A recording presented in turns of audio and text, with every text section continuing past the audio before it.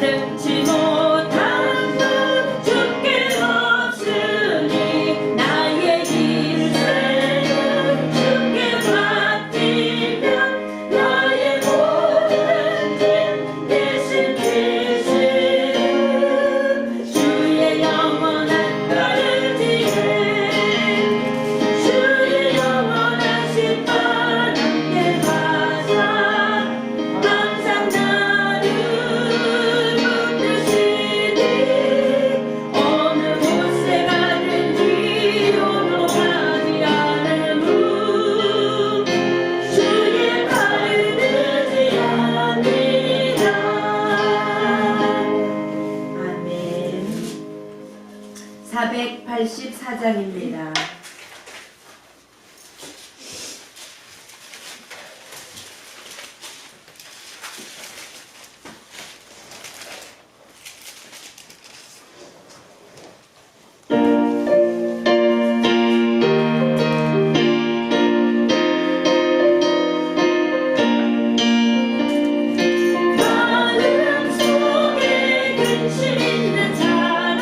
주 예수 앞에 와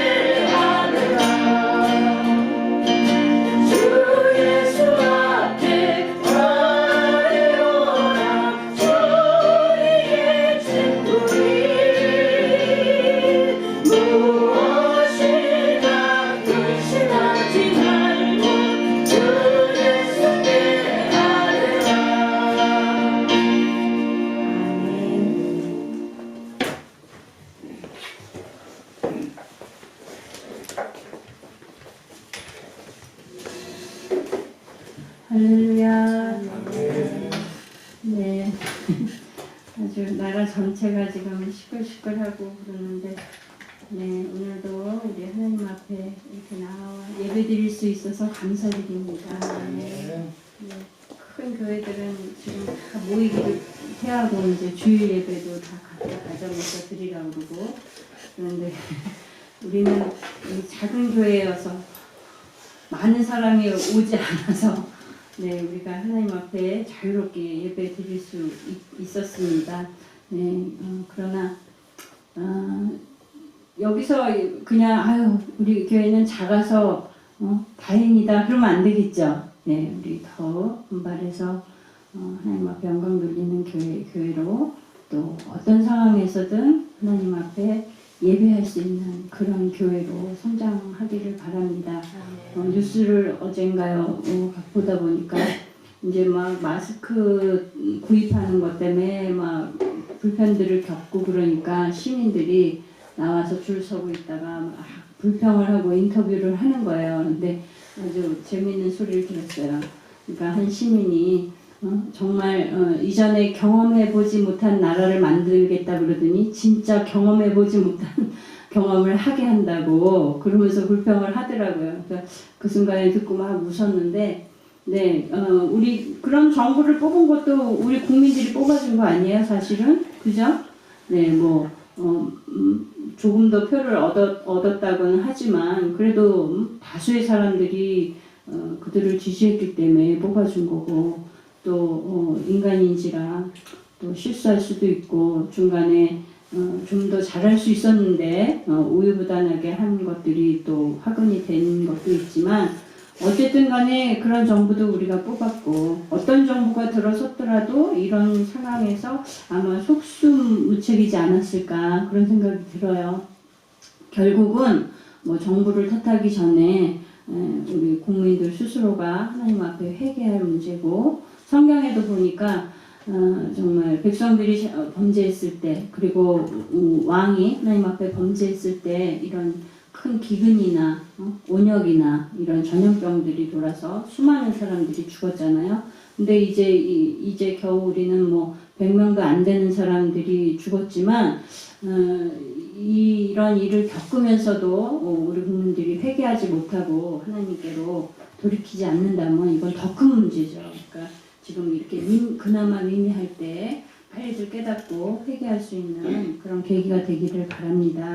이 시간에 우리 나라 민족을 위해서 하나님, 온 세계가 지금 이 역병으로 인해서 이런 많은 혼란을 겪고 있는데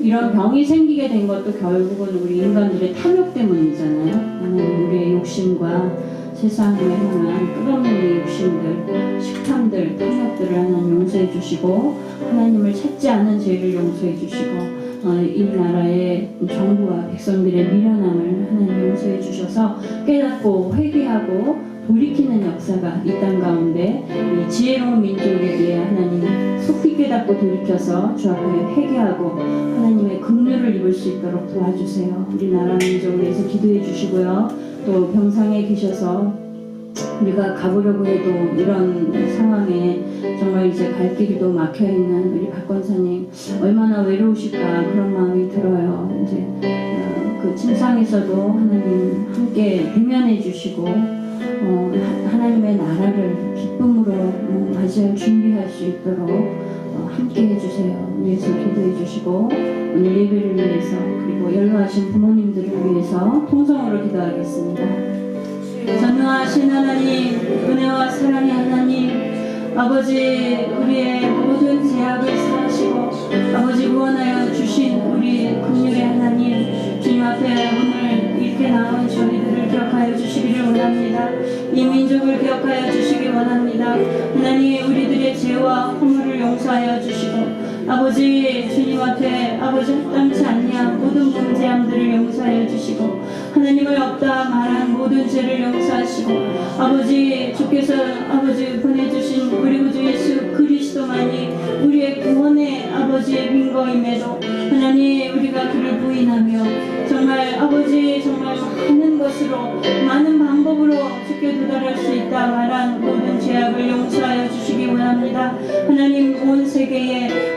가운데 퍼진 이 역병들을 하나님 모두 거두어 주시옵시고 아버지 악한 모든 사단의 세력들을 제하여 주셔서 이제 아버지 주 앞에 엎드리며 회개하는 백성들 가운데 회복 회개의 역사가 있게 하여 주시옵시고 모든 병만은 떠나가게 하여 주시옵시며 아버지 다시금 주 앞에 찬양하며 예배하는 주의 백성들로 가득하게 하여 주셔서 하나님은 살아계시며 주를 찾는 자들에게 은혜와 긍휼을 베푸시는 하나님이신 것을 깨달을 수 있도록 도와주시기를 원합니다. 하나님 이 나라의 아버지 정부와 백성들을 용서하여 주시옵소서. 모든 미련이 행한 모든 것들을 용서하여 주시고 그러나 하나님 온전히 돌이키며 아버지 하나님을 두려워하고 하나님이 아버지 세우신 이 정부와 아버지 백성들이 온전히 하나 되어져서 아버지 그 뜻을 합하여 이 나라를 잘 아버지 이끌어갈 수 있도록 도와주시기를 원합니다. 하나님 지금 진수상에 계신 우리 강명정 원사님을 기억하여 주시고 아버지 그 외로운 마음 가운데 찾아가 주셔서 하나님 그 상황 속에서도 아버지 주를 찾게 하여 주시옵시고 주님으로 만족하게 하여 주시고 하나님의 나라를 소망하는 믿음과 은혜를 부어 주셔서 모든 두려움을 떨어버리게 하시며 감사와 기쁨의 제사를 드리는 우리 박권사님 될 수 있도록 도와주시기 원하고 아버지 연락하신 우리 부모님들 우리 조병수 집사님 또 김복희 집사님 아버지 그리고 아버지 우리들의 부모님들을 기억하여 주셔서 아버지 강건한 은혜로 붙잡아 주시고 아버지 주의 성령으로 날마다 함께하여 주시사 주님과 대화하며 하나님의 뜻을 하는 자로 주의 나라를 대비케 하여 주시옵소서. 오늘도 예배 가운데 주의 음성을 저희들에게 들려주시사 하나님 우리 각자에게 허락하신 말씀들 우리가 마땅히 받아야 될 말씀들을 아버지 순종하는 마음으로 복종하는 마음으로 아버지 받게 하여 주시고 그 삶을 살아갈 수 있도록 도와주시옵소서. 예배 가운데 동행하여 주시기 원하고 예수님의 이름으로 기도드렸습니다.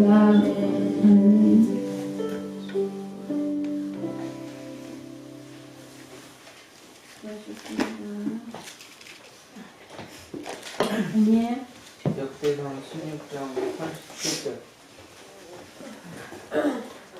할렐루야. 43절까지 교독하겠습니다. 다윗이 아삽과 그 형제를 여호와의 언약궤 앞에 머물러 항상 그 궤 앞에서 섬기게 하되 날마다 그 일대로 하게 하였고 오베데돔과 그 형제 68인과 어드의 아들 오벨과 호사로 문제를 삼았고 제사장 사독과 그 형제 제사장들로 기브온 산당에서 여호와의 성막 앞에 모시게 하여 항상 주속으로 번제단 위에 여호와께 번제를 드리되 여호와의 율법에 기록하여 이스라엘에게 명하신 대로 다 준행하게 하려고 또 저희와 함께 해만과 여두둔과 그 남아 택함을 받고 농명된 자를 세워 여호와의 자비하심이 영원함을 인하여 감사하게 하였고 또 저희와 함께 명단과 여둘둘을 세워 나팔과 제도들과 하나님을 찬송하는 악기로 수를 불게 되게 하였고 또 여둔의 아들로 문을 지키게 하였더라. 다같이 이에 뭇 백성은 각각 그 집으로 돌아가고 다윗도 자기 집을 위하여 축복하려고 돌아갔더라. 아멘. 네, 지난 시간까지 이제 다윗이 언약궤를 다윗성에 안치하고서 장막에 안치하고서 이제 찬양단을 세워서 하나님을 찬양하게 하고 백성들로 하여금 하나님이 여호와께서 백성들과 그 민족에게 행하신 놀라운 일들에 대해서 찬양하고 선포하는 그러한 내용들이 나왔었죠. 네, 오늘은 이제 이 언약궤를 관리하고 그 앞에서 그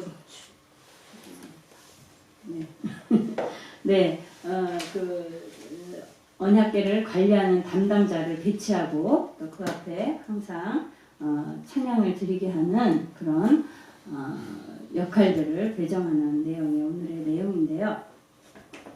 네, 37절에 보니까 다윗이 아삽과 그 형제를 여호와의 언약궤 앞에 머물러 항상 그 앞에서 섬기게 했다고 그랬어요.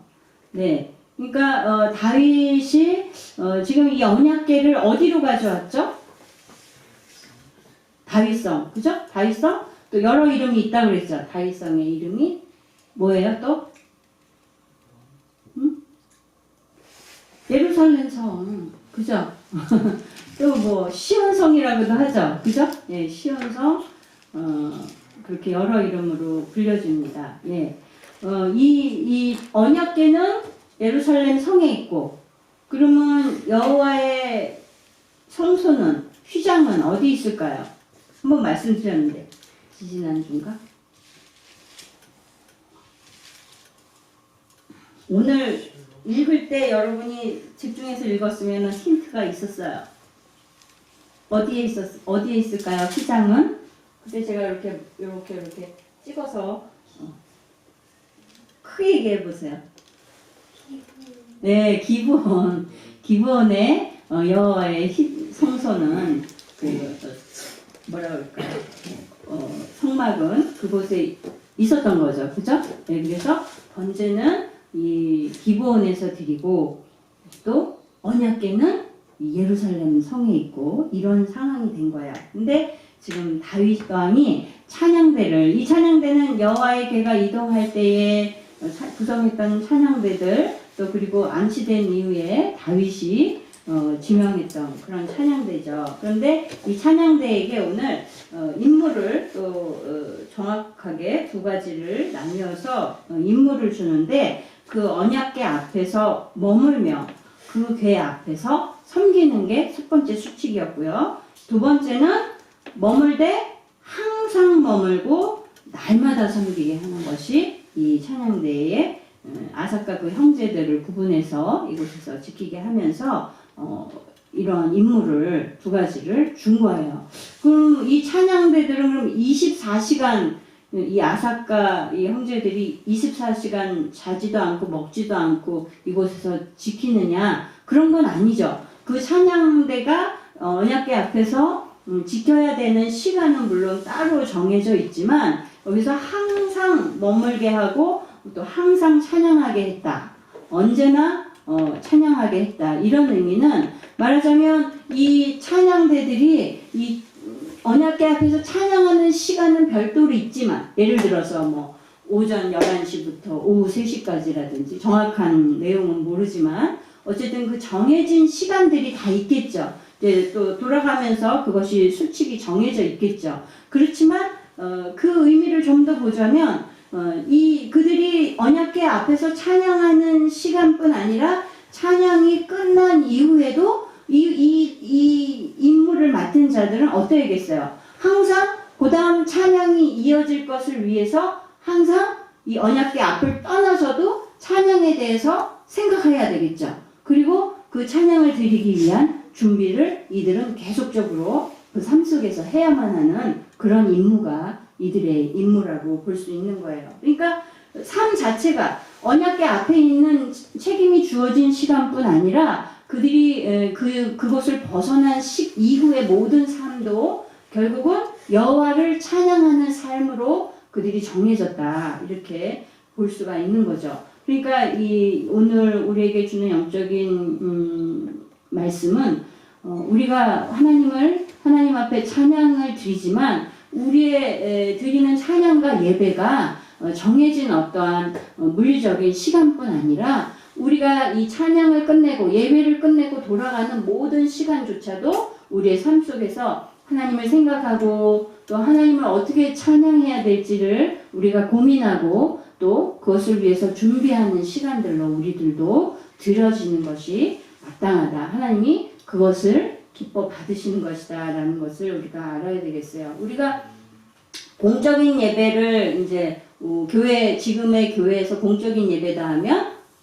주일 대예배가 있죠. 그죠? 주일 대예배. 그리고 오후 찬양 예배 드리고, 그리고 새벽 예배가 있고, 그리고 수요 예배가 있죠.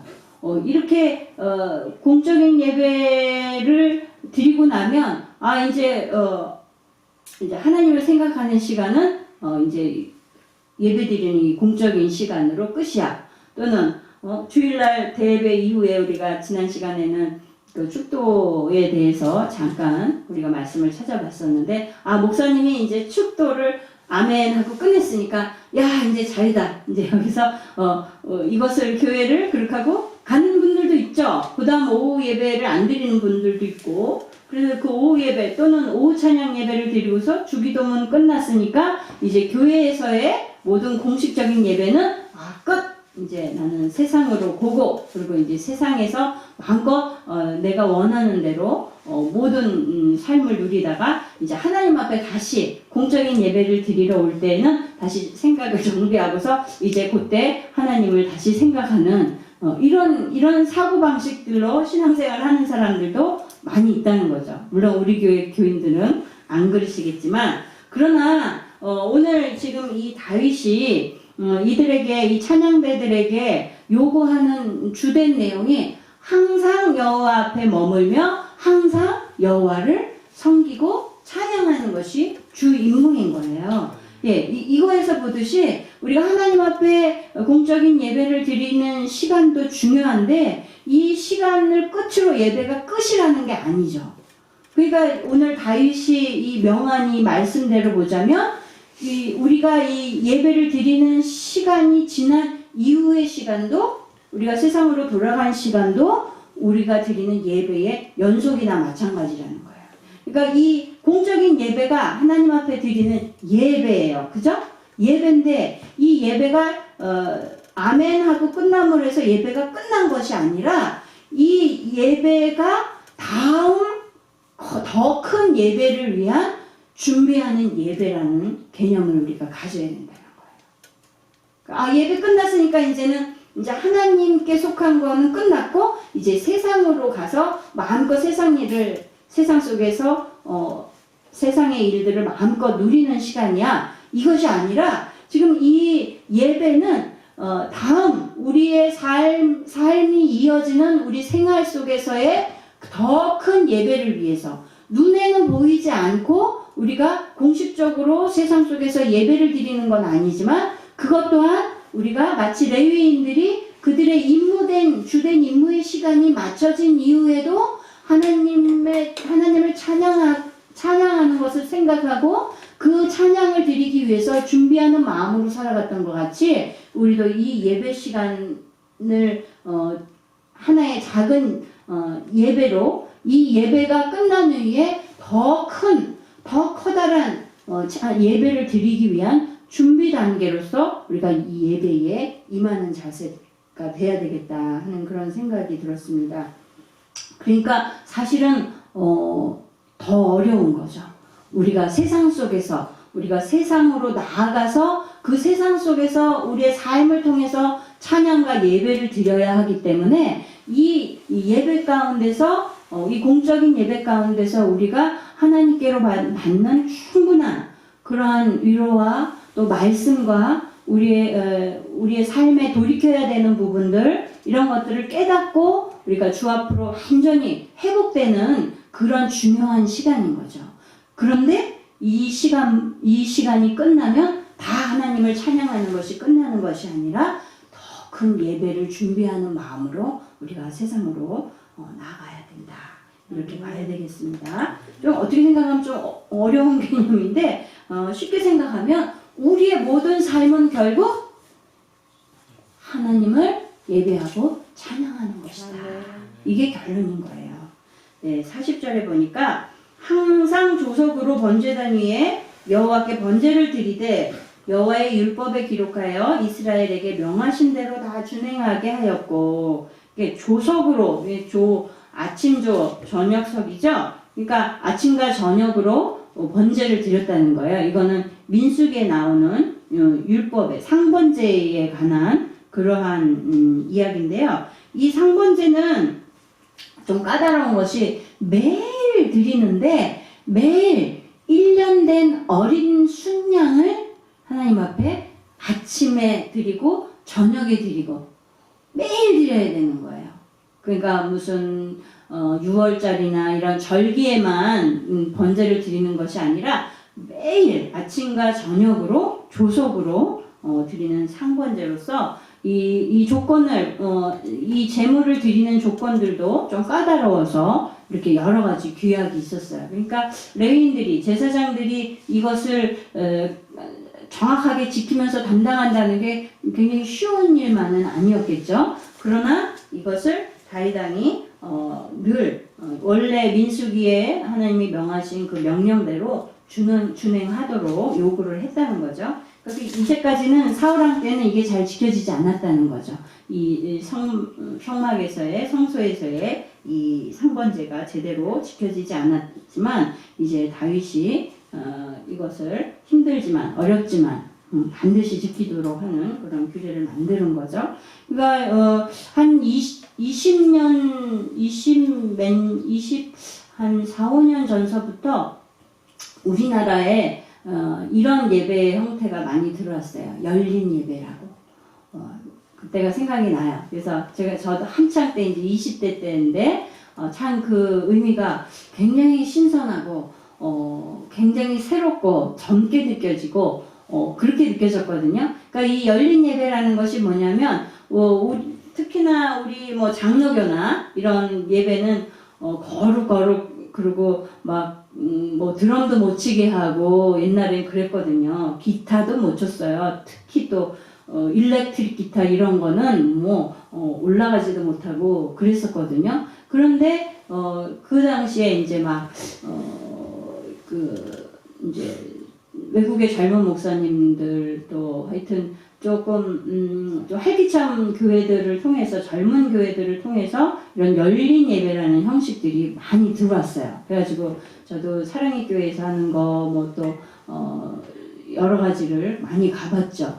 근데 굉장히 신선했어요. 그러니까 그런 것들이 뭐냐면 결국은 이 세상 사람들이 우리가 세상에 복음을 전해야 되는데 세상 사람들이 이 교회의 딱딱한 예배의 형식 때문에 교회 안에 와서 예배에 참석하는 것이 어렵다는 거예요. 그래서 교회 예배를 여러 가지 형식으로 시도하는 거죠. 다양한 형식으로. 거기에는 그래서 연극을 넣기도 하고 공연을 넣기도 하고 가수가 와서 노래를 하기도 하고 그렇게 해가지고 불신자들이 와서 처음 예배를 드리더라도 굉장히 생소하고 이게 뭐야? 뭐 이게 무슨 의식이야? 나 잡아먹는 거 아니야? 이런 불안감을 주지 않는 아주 일상적으로 자기들이 보던 공연이나 그런 뮤지컬이나 이런 거를 볼 때하고 전혀 이질감을 느끼지 않도록 그러나 그 속에 복음이 이렇게 잘 스며들게 해서 자연스럽게 성경의 말씀들이 하나님에 대한 이야기들이 그냥 접해질 수 있도록 하는 게 바로 이 열린 예배의 주된 형식인 거예요. 그러니까 말하자면 어떻게 보면 기존의 예배의 형식의 틀을 다 깬 거라고 볼 수가 있죠. 그런데 좋아요. 그게 이제 세상의 변화에 뒤처지지 않고 교회가 세상의 불신자들을 하나님께로 들어오게 하는 그런 많은 시도고 정말 노력이라고 그렇게 좋은 점수를 준다면 그렇게 할 수 있죠. 그런데 다 좋은데 중요한 것이 있단 말이죠. 중요한 것은 그 속에 그 열린 예배라고 하는 예배 또는 어느 때부턴가는 큰 교회들이 이제 현대인들이 너무 바쁘게 생활하니까 시간이 없잖아요. 그러니까 가족들이 같이 모일 수 있는 시간이 없는 거예요. 그런데 주일날 꼭두새벽서부터 우리 교회는 새벽 예배가 주일날 안 합니다만 그 이유는 이제 너무 형식적인 것 같고 그것이 우리가 하루에 주일날 예배를 2번 드리는데 새벽 예배까지 그거는 무리다. 그래서 우리는 새벽 예배는 안 드리는데 정말 이제 교인이 많아지고 정말 어쩔 수 없이 새벽에 한 번밖에 예배 드릴 수 없는 그런 형편의 성도들이 있다면 또 위에서 또 그 시간이 생길 수도 있겠죠. 근데 어쨌든 우리가 주일날 11시에 드리는 대예배에 모두가 참석하게 하기 위해서 우리는 새벽 예배는 없는데 어떤 교회들은 새벽 6시부터 막 있잖아요. 근데 또 요즘은 이제 편하게 오후 찬양 예배라고 해서 이제 다 시간을 땡겨가지고 연이어서 예배를 드린 다음에 일찍이 집에 가잖아요. 근데 더 전에는 20년, 30년 전에만 해도 다 오후에 7시, 8시 예배를 드렸거든요. 그러면 주일날 주일학교 교사하는 사람들은 7시서부터 집에서 나와가지고 저녁에 11시 돼야 집에 들어가요. 그러니까 주일날 하루 종일 교회에 있다가 이제 집에 가는 거예요. 그러니까 어떻게 보면 굉장히 고단하잖아요. 그리고 식구들도 같이 모여서 이렇게 쉴 수 있는 시간이 없으니까 점점 이제 그 시간들이 이제 이렇게 조정되고 또 심지어는 요즘은 주일 저녁 예배는 오후 예배는 다 같이 가족들이 모여서 집에서 함께 이야기하고 예배를 드리면 좋고 함께 가족이 모이는 것으로 예배를 대체한다 이런 경우들이 많아졌어요. 그래서 오후 예배가 없는 교회들도 많이 있어요. 이런 경우들도 있고요. 그리고 안타깝지만 지금 이 코로나 사태로 인해서 큰 교회들은 지금 모여서 공적인 예배를 드린다 그러면 막 뉴스에 나오잖아요. 어느 교회는 어느 대형 교회는 주일날 예배를 강행하기로 했다 그러면서 막 비난을 하는 거예요. 이제 그런 시대가 됐어요. 그래서 주일날 예배 드리는 것도 쉬쉬하면서 드려야 되는 지금 현실이에요. 이게 그러면 열린 예배도 좋고 가족들의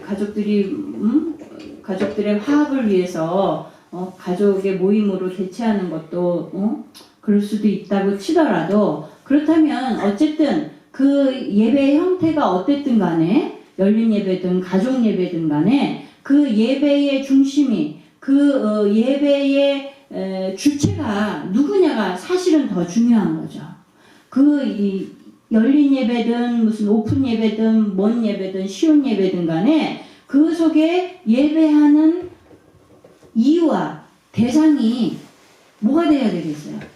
하나님이어야 되겠죠. 근데 그 속에 하나님의 말씀이 없고 하나님 앞에 우리가 예배한다는 것은 우리가 하나님의 말씀에 순종하고 복종하겠습니다. 내가 나를 구원하신 하나님을 찬양합니다. 이것이 들어가 있어야 되거든요. 근데 그것이 없고 하나님의 말씀에 복종하고 순종하는 것이 아니라 내 이기적인 상황과 형편과 내 욕심에 따라서 하나님의 말씀이 수용되기도 하고 거부되기도 할 수 있다라는 기준이 된다면 이거는 예배가 아니라는 거죠. 그래서 우리가 이러한 자각이 있어야 됩니다. 우리가 세상 속에서 살되 우리가 세상과 구별되어진 모습으로 하나님 앞에 예배하는 자들로서 정확하게 우리가 무엇을 예배하는가를 알고 예배하는 성도가 되어야 된다는 거죠. 그 예배하는 교회의 주체가 주인공이 누가 되어야지 되는 것에 대해서 정확한 인식이 있어야 되겠습니다. 그래서 정말 요즘은 내 구미에 딱 맞는 교회, 내 마음에 딱 맞는 스타일의 목사님 또는 나에게 딱 필요한 말을 해주는 교회, 그런 설교 이런 것들을 찾아서 또는 내가 좋아하는 시스템이 있는 교회 이런 것들을 찾아서 교인들이 딱 정착되지 않고 막 이리 갔다 저리 갔다 특히나 대형교회 교인들은 그냥 딱 정착해 있는 것이 아니라 수은회를 한대요. 돌아다니면서 이 교회 갔다가 저 교회 갔다가 또 여기에서 또 조금 뭐가 어떤 사람이 구미에 안 맞아. 그 구역장이 내 마음에 안 들어. 이 전도사가 담당 전도사가 마음에 안 들어. 그러면 이제 또 다른 교회로 또 옮겨가는 거예요. 이렇게 순회하는 성도들이 떠돌이죠. 그러니까 나하고 뭐가 안 맞아 그러면 그 속에서 순종하고 복종하면서 하나님의 뜻이 뭔가를 찾으려고 하는 것이 아니라 내 분미에 맞고 내 기분에 맞는 이기적인 내 욕심을 찾아서 교회를 떠돌아다니는 그런 교인들이 상당수가 있다는 거예요. 우리 주변에도 많이 봤죠. 여기 기도원에 오시는 분들 가운데도 그런 분들을 많이 봤습니다. 그런데 우리가 예배할 때에 하나님의 전에 나올 때에 우리 사람을 의식하고 시스템을 의식하고 환경을 의식하는 것이 아니라 우리가 의식해야 될 대상은 하나님인 거예요. 하나님이 어떻게 보시는가? 하나님이 뭘 원하시는가? 하나님이 뭘 말씀하시고 내가 그 말씀에 순종할 자세가 되어 있는가를 우리가 의식해야 된다는 것입니다. 우리 이사야서 1장 한번 찾아볼까요? 이사야서 1장 11절 12절.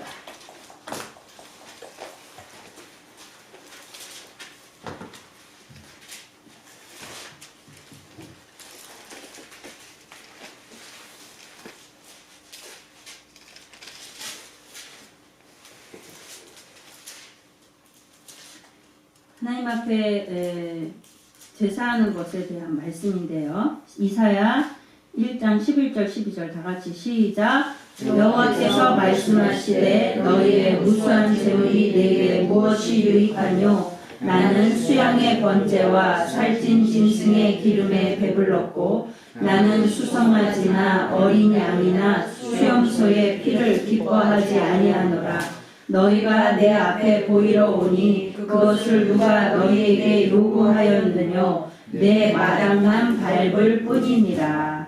아멘. 이스라엘 백성들이 여호와 앞에 이런 번제와 제사를 안 드린 것이 아니죠. 그죠? 예. 그러나 하나님께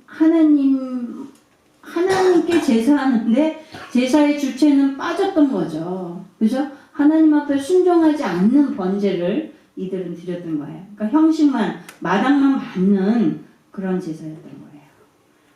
우리 신약의 요한복음 4장을 한번 찾아봅시다. 신약의 요한복음 4장 23절 24절.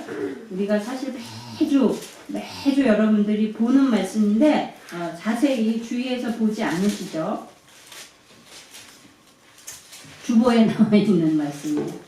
네, 다 같이 읽어보겠습니다. 시작. 아버지께 참으로 예배하는 자들은 신령과 진정으로 예배할 때가 오나니 곧 이때라. 아버지께서는 이렇게 자기에게 예배하는 자들을 찾으시느니라. 하나님은 영이시니 예배하는 자가 신령과 진정으로 예배할지니라. 아멘.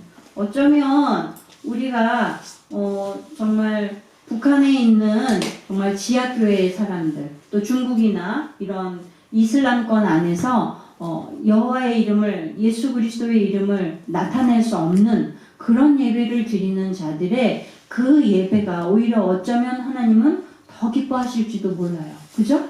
그들은 간절히 여호와를 찾는 예배를 드리지 않겠어요? 그들이 소리내서 찬양을 못할지라도 그들의 마음은 여호와를 찬양하는 기쁨으로 가득 찬 그런 예배를 드리지 않겠어요? 그렇다면 오늘 우리들의 예배에 대해서 우리가 점검해보지 않을 수 없습니다. 오늘 이사야서 1장 11절 12절의 말씀과 같이 하나님이 우리의 예배를 기뻐 받으시지 않는다면 이건 심각한 거죠. 그죠? 그러니까 나의 드리는 이 예배가 정말 하나님을 바라고 하나님의 은혜와 긍휼을 바라고 내가 하나님 앞에 순종하고 복종하는 마음으로 나아왔는지 그러한 예배가 아니면 하나님이 기뻐 받으시지 않는다는 거예요.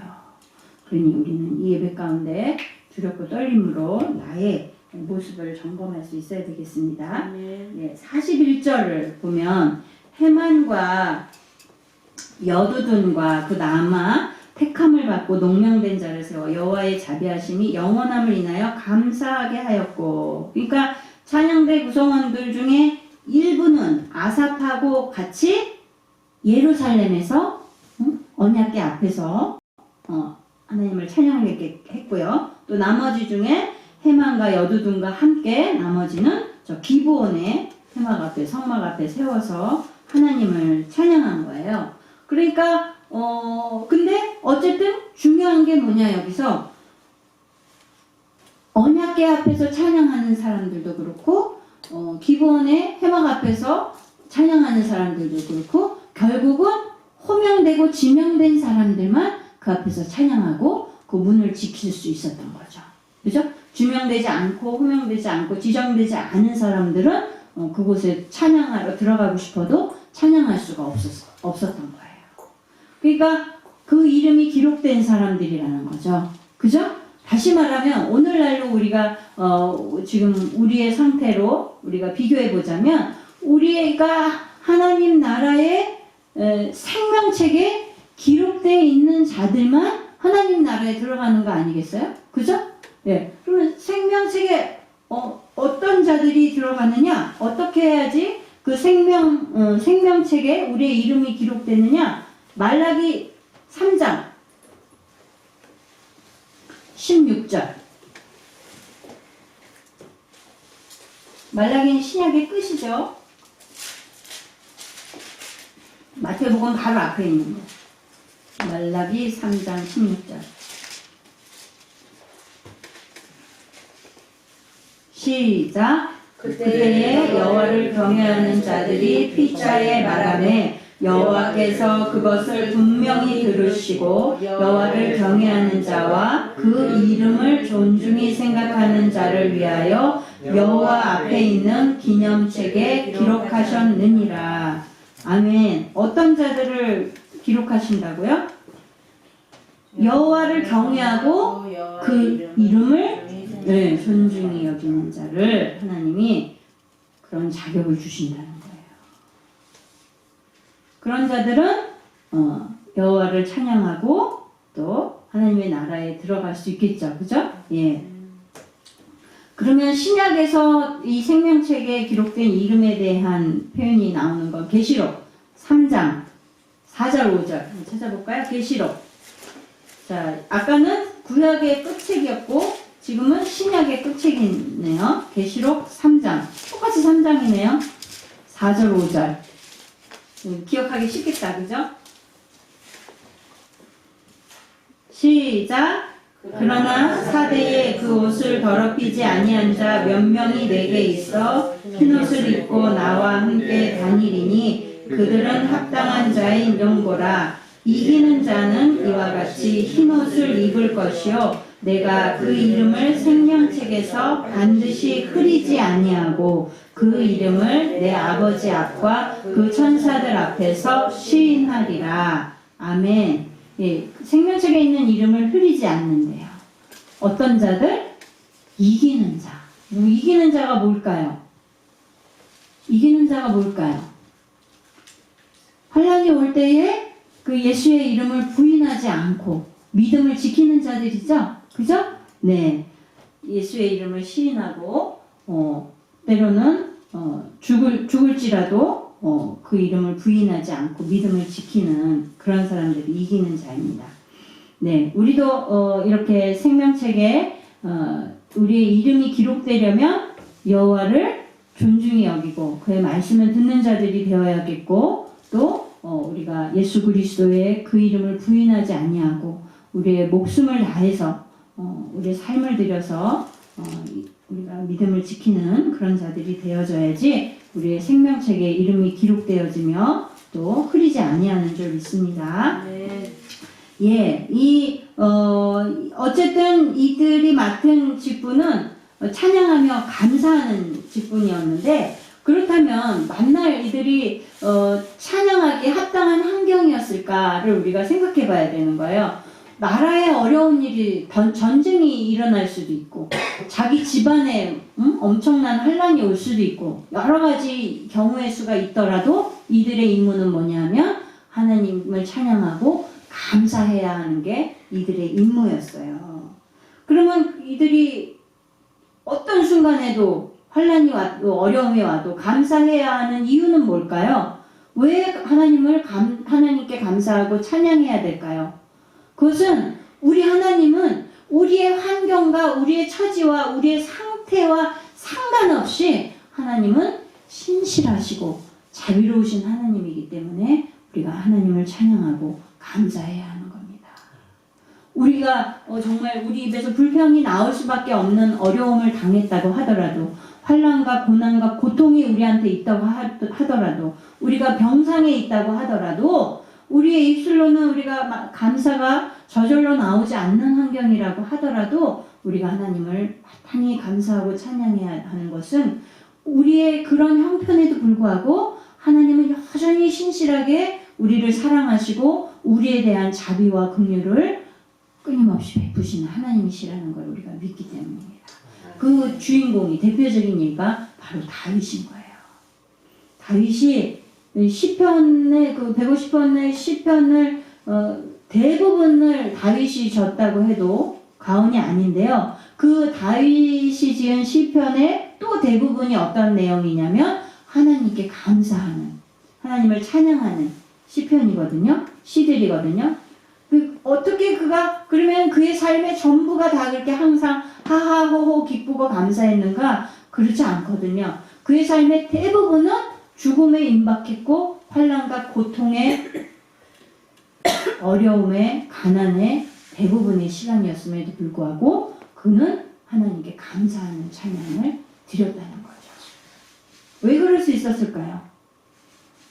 자기 형편과 처지와 상관없이 자기 꼴을 보면 정말 그가 당한 고통들을 보면 아버지와 같이 여겼던 사울에게서 목숨을 죽이려고 쫓아다녔고 자기 아들에게 배신당했고 친구에게 배신당했고 주변의 사람들로 배신당했고 아내에게 미움을 받았고 정말 말할 수 없는 그런 고통의 연속이었지만 그럼에도 불구하고 그는 자기가 하나님을 찾고 하나님의 자비를 구할 때에 하나님은 신실하게 자기를 도우시고 자기에게 자비를 베풀어 주시는 긍휼을 베풀어 주시는 하나님이시라는 믿음이 그에게 정확하게 있었기 때문에 자기 형편하고는 상황하고는 전혀 다르게 하나님을 찬양할 수 있었던 거죠. 우리가 그런 상황에 자주 처할 수 있어요. 내가 정말 원하지 않았던 정말 이것만은 피하고 싶었던 그런 순간들이 우리에게 올 수 있어요. 그러나 그럴지라도 우리는 여전히 하나님을 찬양해야 하는 것은 그런 우리의 처지와 상관없이 하나님은 우리에게 자비를 베풀고 계시고 우리에게 사랑과 긍휼을 베풀고 계신 하나님이시기 때문에 우리가 그런 상황 속에서도 하나님을 찬양해야 합니다. 네. 이제 43절 보면은 이제 언약궤의 안치를 마치고서 다 이제 백성도 다윗도 다 집으로 돌아갔어요. 근데 뭐 하려고 돌아갔느냐? 축복하려고 돌아갔대요. 자, 이때의 이 언약궤의 안치식이 얼마나 멋있고 그 분위기가 얼마나 화기애애하고 하나님의 은혜가 얼마나 풍성해서 좋았겠어요. 그런데 이제 집으로 다 각각 뿔뿔이 흩어져야 되니까 좋지 않았겠죠. 그렇지만 계속 거기서 머물러 있으면 되겠어요, 안 되겠어요? 안 되겠죠.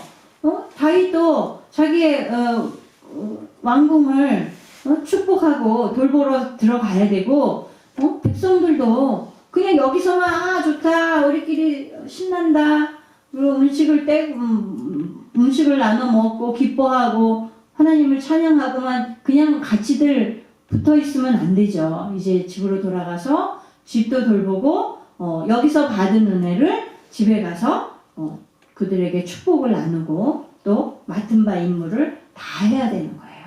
우리도 하나님의 백성으로서 우리가 이렇게 모여서 예배드리지만 이 시간 가운데 우리가 하나님으로부터 받는 은혜와 축복을 경험해야 돼요. 그런데 거기에서만 만족하고 머무는 것이 아니라 우리가 처한 우리의 삶 가운데로 우리가 나아가서 그곳에서 우리가 받은 은혜를 나누고 우리가 받은 축복을 그들에게 또한 베풀어 줘야 되는 거죠. 그러니까 이것이 어떻게 보면 책임이고 의무인 거예요. 그러니까 우리의 책임, 우리가 받은 은혜를 나누고 베풀고 전파하고 여호와를 찬양하는 우리의 삶 속에서 이것을 실행하는 것이 우리의 책임이고 의무인 것입니다. 그러니까 우리에게 속한 가족과 이웃과 친구들, 직장과 생활 모든 반경 속에서 이 하나님을 우리가 경험한 하나님, 내가 만난 하나님을 전하고 그들에게도 그 축복을 전수해 줘야 되는 거죠. 이 예배가 우리의 삶 가운데로 옮겨지게끔 하는 것이 우리의 책임이고 의무인 것입니다. 오늘 다윗과 그 백성들이 이제 언약궤의 안치식을 아주 훌륭하게 잘 마치고 여호와를 늘 찬양하는 마음으로 이제 그 가정과 사회 가운데로 돌아간 것 같이 우리들도 이제 우리의 처한 환경 속으로 나아갈 때에 이러한 각오로 내가 더 큰 예배로 지금 나아간다 하는 마음가짐으로 우리의 처한 환경 속으로 가정 속으로 나아가야 되겠습니다. 우리 기도하겠습니다. 전능하신 하나님, 하나님 오늘 다윗이 또 그 백성들이 레위인들이 찬양대들이 하나님을 정말 늘 찬양하며 또 하나님 앞에 예배하기를 쉬지 아니하는 그러한 생물을 얻고 그것을 실행하며 또 이제 이 정말 하나님의 임재를 상징하는 이 언약궤를 잘 안치하는 성대한 성회를 마치고 이제 다시 자기의 처한 책임과 의무를 다하기 위하여 세상 가운데로 나아가는 모습을 우리가 살펴보았습니다. 하나님, 우리가 하나님을 알고 또 예수 그리스도를 구주로 영접함으로 말미암아 받은 이 귀한 은혜와 이 구원과 이 놀라운 축복들을 이제 우리와 우리 가족뿐 아니라 우리가 접하는 모든 이들에게 이 크신 하나님, 우리에게 이 은혜를 베풀어 주신 자비하신 하나님을 찬양하며 더 큰 목소리로 외쳐서 그들에게도 세상의 불신자들 가운데도 죄인 가운데 이 하나님을 전파하고 예수 그리스도를 전파하며 찬양하는 저희들이 되기를 원합니다. 마땅히 행할 의무이며 아버지 감사의 제목들을 우리가 실행할 수 있는 힘과 은혜를 부어주시고 하나님 주의 성령께서 우리의 입술을 크게 벌려 간구하며 우리에게 맡겨주신 일들을 아멘하고 믿음으로 감당해 나갈 수 있도록 힘과 능력을 허락하여 주시옵소서. 감사드리며 예수님의 이름으로 기도드렸습니다. 오늘 주기도문으로 예배를 마칩니다. 하늘에 계신 우리 아버지여, 이름이 거룩히 여김을 받으시오며 나라에 임하옵시며 뜻이 하늘에서 이룬 것 같이 땅에서도 이루어지이다. 오늘날 우리에게 일용할 양식을 주옵시고 우리가 우리에게 죄 지은 자를 사하여 준 것 같이 우리 죄를 사하여 주옵시고 우리를 시험에 들게 하지 마옵시고 다만 악에서 구하옵소서. 대개 나라와 권세와 영광이 아버지께 영원히 있사옵나이다. 아멘.